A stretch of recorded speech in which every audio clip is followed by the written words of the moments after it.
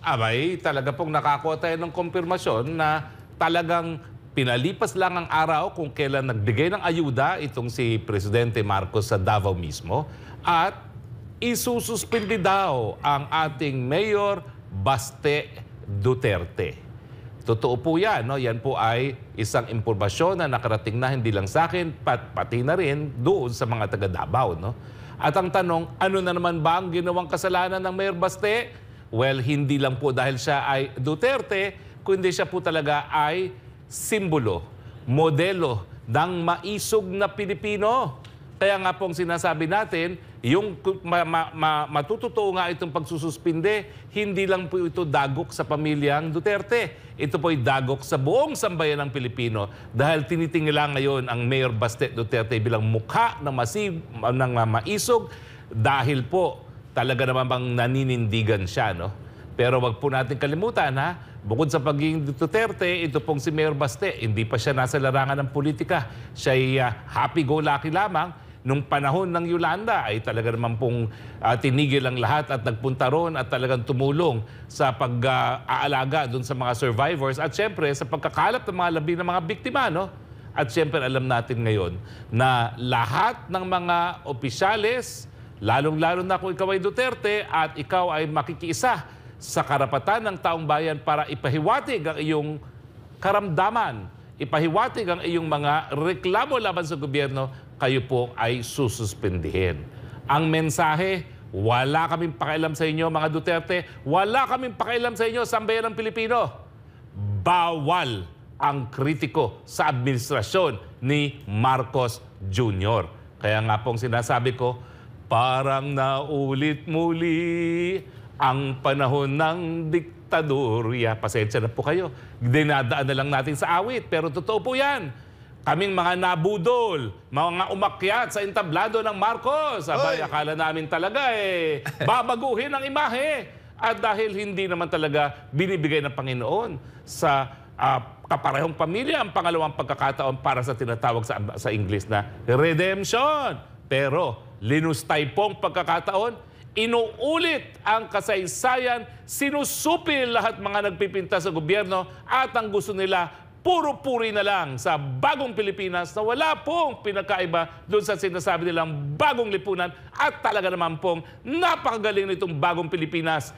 Pinakamataas ang pagkagutom ng mga mamamayan sa administrasyon ni Marcos Jr., pinakamababa ang balor ng piso, wala pong tigil ang pagtaas ng presyo ng bilihin. Tayo po'y sumamba sa bagong Pilipinas. Tayo po'y makikita-kita dyan sa Tokyo, sa maisog. Siguro naman po hindi tayo susupilin dun sa Tokyo dahil bagamat ako'y merong issue sa Japan dahil hindi pa sila nagbabayad ng reparasyon dun sa mga biktima ng mass rape ng pangalawang pandaigdigang digmaan, alam ko naman ang mga Hapon ay mas demokratiko at ginagalang ang karapatan ng taong bayan para sa malayang pananalita at yung payapang pagtipon-tipon para ipahiwatig ang damdamin laban sa gobyerno. No? Ay hindi po ibig sabihin ng mga Pilipino wala na sa Pilipinas, ay wala na po kayong pakialam. In fact, kayong mga OFW po, kayong nagbibigay buhay sa buong bayan. Kayo po yung pinagyayabang ng ating Marcos Jr. administration na dahilan kung bakit maunlad ang ekonomiya. Kung wala po kayo, sad-sad na talaga ang tuluyan ng ekonomiya. Kayo pong dahilan kung bakit, bagamat palpak ang mga pulisiya ng gobyerno, hindi pa rin po lumulubog. Kaya naman po kinakailangan puntahan namin kayo at tanungin namin, approve ba kayo sa administrasyon ni Marcos Jr.?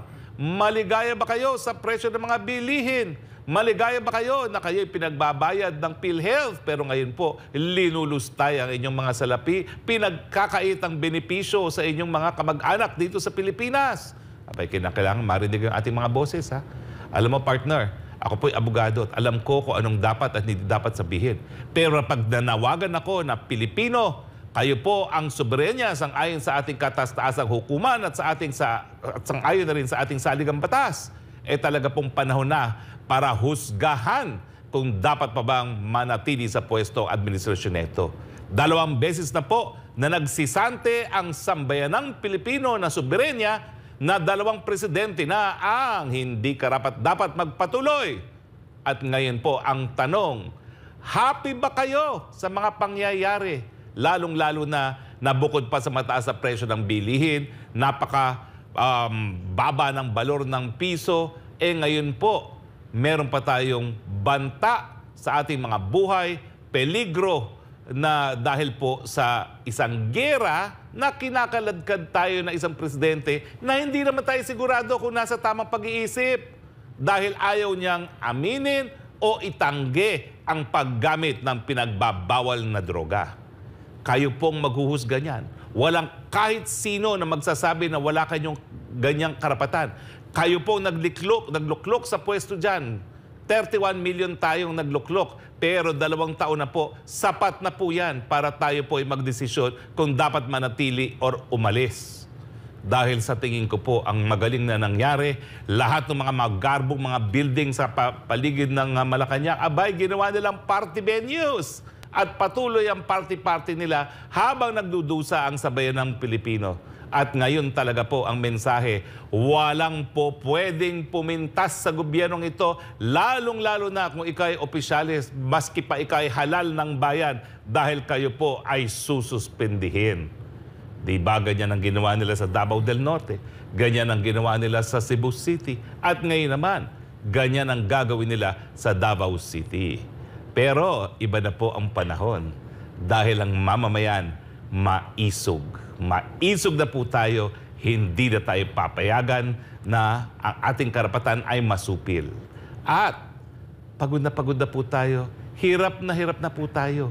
Kung talagang wala pong remedyo sa hirap nito, kinakailangan husgahan na kung mananatili or dapat nang umalis.